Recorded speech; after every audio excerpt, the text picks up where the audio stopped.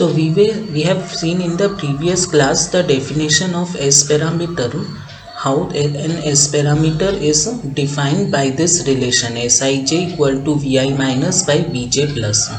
So to make this concept more clear, let us take one problem to see how S parameters are calculated and to understand the concept. Now suppose the problem is given like this, that to find the scattering parameter of the 3 dB attenuator circuit shown. This is a circuit. Actually it attenuates the signal. If we give from input, it will attenuate the signal and attenuated signal will come out from port 2. Now it is a 50 ohm characteristic impedance, means we can, in this circuit, although it is not mentioned, we can assume that here 150 ohm resistance is connected both in the input and in the output. 50 ohm, and here also we have a 50 ohm resistance is connected. Like this we can always assume. Now S11, how do we calculate S11? So as per the definition, S11, that means for port 1, it can be, we can write as V1 minus by V1 plus, provided V2 plus equal to 0. So what is V1 minus? V1 minus means wave coming out like this. This is V1 minus. And what is V1 plus? The wave which is getting in, that is my V1 plus. Similarly, from this port 2, the wave which is coming out, that is actually V2 minus, and the wave that is coming in, that is V2 plus. Now what we will do is, so now since this is a match termination, now if we see the input impedance, now the idea is, if I see the input, see this here I can consider resistor of 50 ohm. Now if I consider input impedance like this, you see the arrow, then how we will get the equivalent resistance if we look at like this? What we will do, we will consider 8.56 in series with 50 ohm. So 8.56 plus 60, this is in parallel with 141. So we get the parallel equivalent resistance, and this equivalent resistance is again in series with 8.56. So this way if we calculate, we will get Zin as 50 ohm. That means input impedance, looking as seen in by this arrow, that is my 50 ohm, and this resistance is also 50 ohm. That means this is the case of matched load, match termination. That means input impedance is 50 ohm and it is matched 50 ohm characteristic impedance. So characteristic impedance 50 ohm means we can also see like this, that if the line is long like this, if the line is going long like this, its characteristic impedance is 50 ohm and input impedance seen is also 50. That means if I give any voltage V1 plus, there will be no V1 minus. V1 minus means which is coming out, so no voltage will come out, only we will have V1 plus.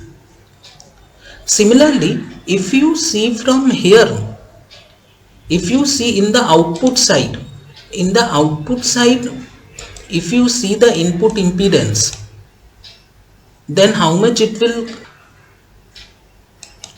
So output side, if you see like this also the same thing will come, both the same only. So this also, if I see input impedance, it will come 50 ohm.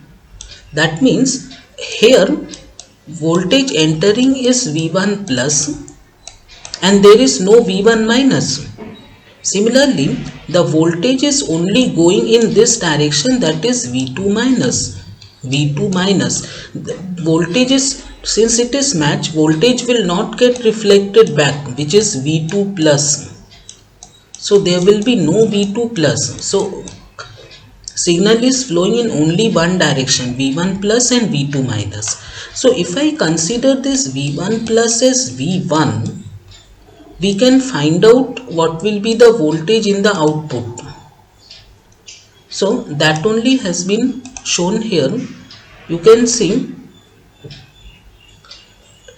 So if we consider S21, okay, so S11 is 0.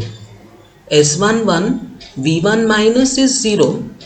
V1 minus means no signal is reflected back. V1 minus is 0. So my S11 is 0. Similarly, S22 is also 0. So S11 0, S22 0. We have found out.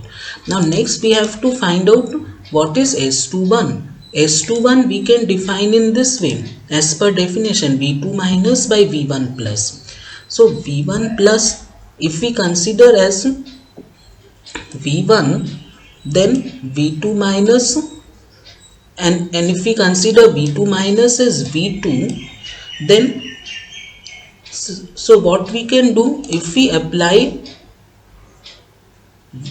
so V2 minus, how we will get? If this is my V1, here I am considering V1 and I have to find out what is V2. So V2 we can find using voltage divider rule twice. One across this and then across this. So if we apply voltage divider rule, we will get like this.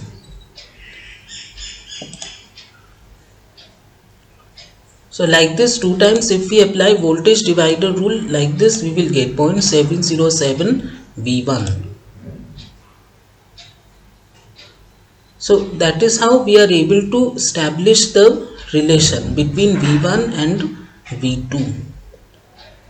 Okay, now similarly power is V square by Z0. V1 plus is the amplitude. Actually we are taking the peak value. One thing you should remember, when we are considering say V1 plus, V1 minus, this is the amplitude and we are taking the peak value, because we always take the peak value. So to get power we do half.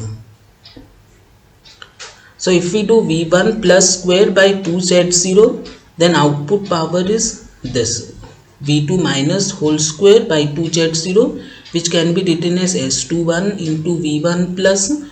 So S21 square 2Z0 V1 plus square, which can be written like this, which is 1/2 of the input power. So input power is this is 1/2. So it is a 3 dB attenuator.